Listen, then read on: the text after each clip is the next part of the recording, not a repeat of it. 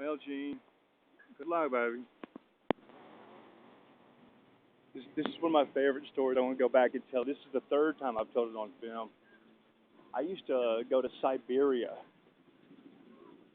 internet shop. This is right under the Emporium, Sukhovat ECIPC. It was the first big internet shop where you pay by the hour or the half hour to use the internet. This is when everybody was hotmailing.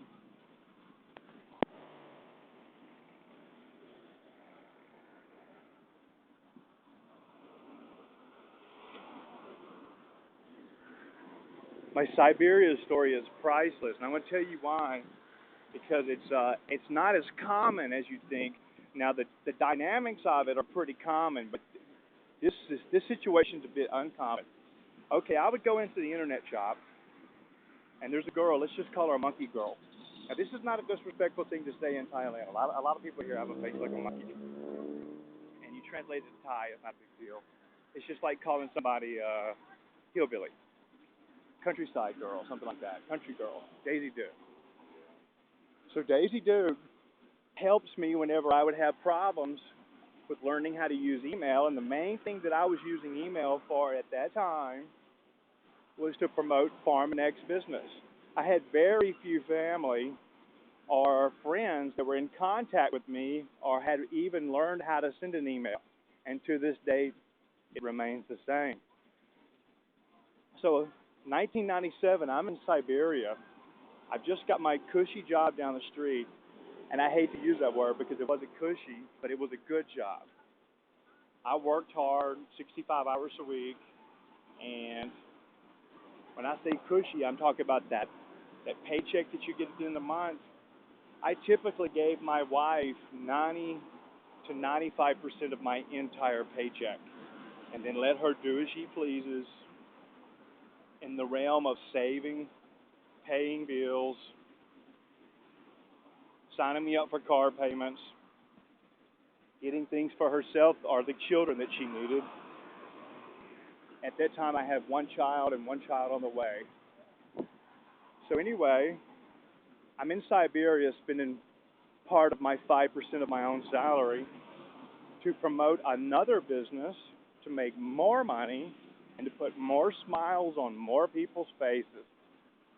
Can't you just see the teeth now just glistening from the incandescent light shining on them? Okay, you got the picture. I'm in Siberia. Daisy Duke comes to help me. Now, pretty much every day she wore tight white jeans. This was just her style. This was her signature style.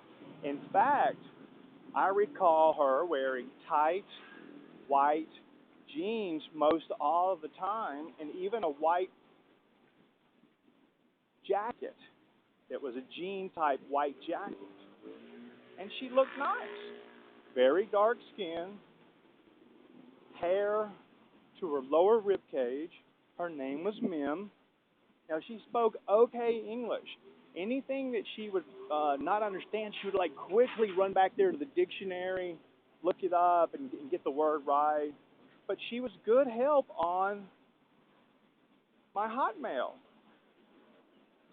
and me using the internet. Back then, I didn't even search for information or anything. I just basically went to the Farmanex websites and then used my Hotmail to promote Farmanex health supplements, which is based on Chinese science and American ingenuity.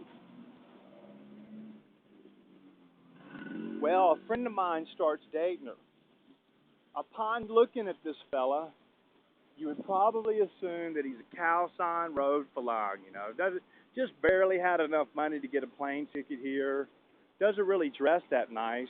But if you take a little closer look, you notice some things about him. He's wearing all up to date, brand new Nike, head to toe. The only thing cheap about him was his sunglasses. He bought his sunglasses on Sukhumvit, which are I've been told they have real UV protection, and they look just like Oakley's, so we call them Sukhleys. But he starts dating her, and as they go through the dating process, date one, date two, date three, do you really love me? Uh, he just tells her to get lost, that she's just too much of a headache. He's not interested in her type. And then she throws a big fit. She sends him an email that I would dare say is 3 pages long. I don't care what country you print it in. It's 3 pages long. And I mean, it's just ripping into my friend. How could you do this? You can't do this to a Thai girl. You can't do this to me. You deflowered me.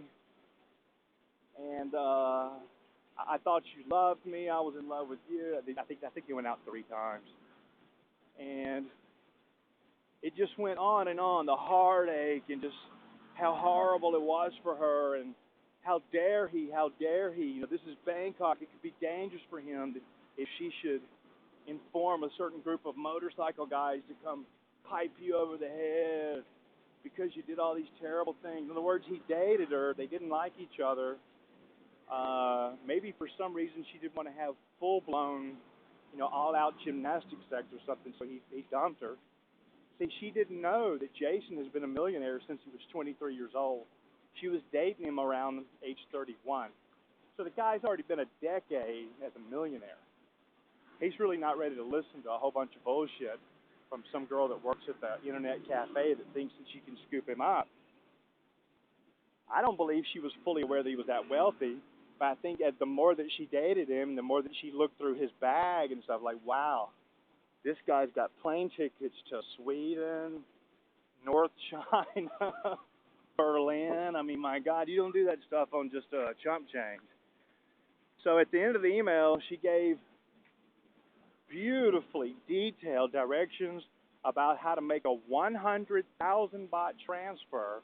This is back when the baht was 27. So you take 100,000 baht, you divide it by 27, and you come out with the U.S. dollar amount of the 1997 money that she said that she required for her little broken heart. God bless her. And she forwarded it to me and to some other friends, and we read it, and we're like going, she even had one friend of mine convinced that Jason's a bad man. He's a bad man. So instead of saying Jason was a bad man, we just didn't go back to Cyberia because we saw that the girl was psycho. So what I did, just went on with my life and stayed away from Cyberia.